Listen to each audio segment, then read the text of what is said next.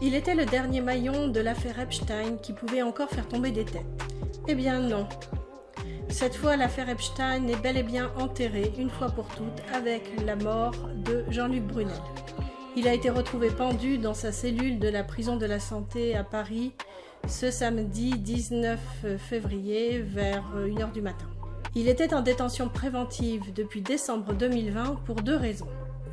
Une mise en examen pour viol sur mineur et harcèlement sexuel, et le fait d'être témoin assisté dans le cadre d'accusations de traite d'humains à des fins sexuelles. Pour rappel, Jean-Luc Brunel était un proche de Jeffrey Epstein.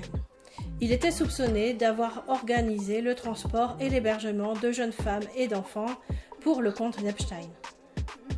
Epstein, qui, je le rappelle, avait lui aussi été retrouvé pendu dans sa cellule dans une prison de New York en août 2019. Ça fait beaucoup de pendus tout ça, hein.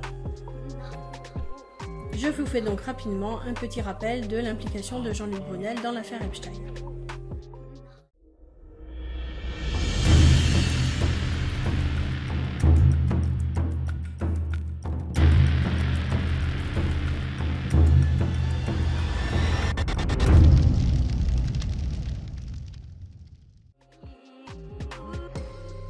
Jean-Luc Brunel est un nom bien connu du monde du mannequinat. Il est fondateur de la prestigieuse agence Karen Models en 1978. Cette photo prise dans les années 90 nous montre qu'il a toujours aimé les rapports avec les jeunes filles.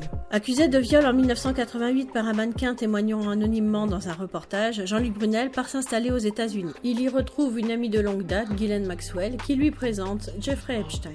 Le trio infernal est ainsi formé. Epstein lui fait un crédit d'1 million de dollars. Et ainsi, Brunel ouvre l'agence MC2 à Miami, puis à New York. C'est via cette agence qu'il est accusé par plusieurs victimes d'Epstein d'avoir fourni des jeunes filles mineures. Ami et amant de Ghislaine Maxwell, Jean-Luc Brunel est venu de nombreuses fois sur l'île tropicale d'Epstein, comme l'atteste ce document de vol montrant qu'il a voyagé avec eux plusieurs fois. Lors de perquisitions au domicile de Jeffrey Epstein, il a été trouvé des petits mots montrant que Jean-Luc Brunel communiquait avec lui un peu sous forme de code. Là, ici, il montre qu'il lui a trouvé une professeure de russe qui a 2 fois 8 ans et qui est disponible. Après le suicide d'Epstein en août 2019 et l'ouverture d'une enquête en France, Jean-Luc Brunel se dit à disposition de la justice, mais se terre pendant 18 mois. Puis tout bascule en décembre 2020. Il est arrêté à l'aéroport Charles de Gaulle alors qu'il s'apprête à prendre un avion pour Dakar. Un rebondissement qui fait suite à la plainte de Julia Roberts. Cette Américaine dit avoir été retenue comme esclave sexuelle par Epstein et contrainte à plusieurs rapports sexuels quand elle était mineure avec le prince Andrew, qui vient d'ailleurs de conclure un accord avec elle de plus de 10 millions d'euros pour éviter un procès civil, et avec Jean-Luc Brunel et aussi Ghislaine Maxwell. Mise en examen pour viol ainsi que pour harcèlement sexuel sur une ancienne babysitter, Jean-Luc Brunel est également placé sous le statut de témoin assisté pour traite d'êtres humains. Lors de sa détention provisoire, il est également mis en examen pour un second viol sur mineur. Peu de temps après une tentative de suicide, Jean-Luc Brunel est brièvement remis en liberté en décembre 2021 et passe Noël en famille. Le juge des libertés et de la détention a constaté qu'en l'état de l'instruction, plus rien ne justifiait son incarcération au regard de la loi. Mais le procureur a fait appel et Jean-Luc Brunel est retourné en détention provisoire. Malgré plusieurs tentatives de suicide, Jean-Luc Brunel n'était pas placé en cellule de protection d'urgence. Une cellule de protection d'urgence a des coins arrondis, il porte des habits en papier et des draps déchirables. En général, elles sont plutôt réservées à des situations de risque imminent de suicide. Il était dans le quartier pour personnes vulnérables, c'est-à-dire seul dans sa cellule.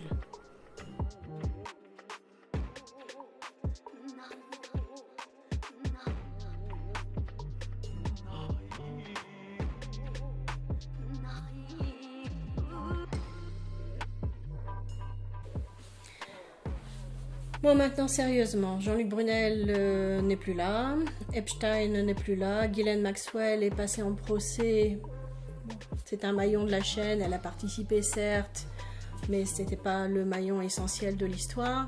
Le prince William a fait un petit accord financier avec sa principale accusatrice, Virginia Roberts.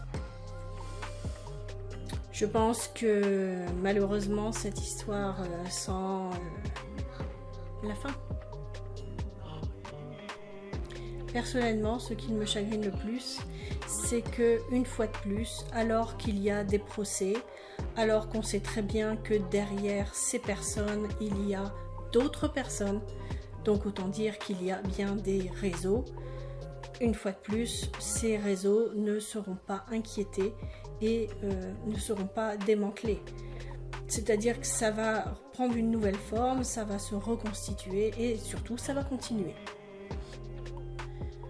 Donc continuons à en parler, continuons à faire des vidéos, continuons à sensibiliser les gens autour de nous sur ces sujets qui certes sont difficiles parce qu'à partir du moment où on touche aux enfants, je sais que ça crée des réticences, les gens n'aiment pas qu'on en parle, mais malheureusement c'est la réalité. Ça se passe souvent même très près de nous sans qu'on le sache et c'est ça qui fait peur, on a toujours peur de découvrir une histoire horrible très près de nous. C'est pourquoi mes prochaines vidéos vont aussi bien parler de pédocriminels très loin de nous. Après tout, l'affaire Epstein, bon, quelque part ça nous touchait quand même parce que Jean-Luc Brunel, c'était quand même en France.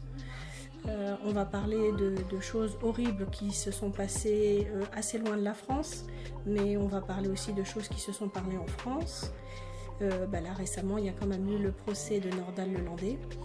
Et il y a encore plein de choses qui se sont passées et des choses même passées très très proches. J'habite sur Montpellier, j'ai des affaires dont j'ai entendu parler qui se sont passées très près d'ici. Je vais commencer aussi un peu à enquêter là-dessus.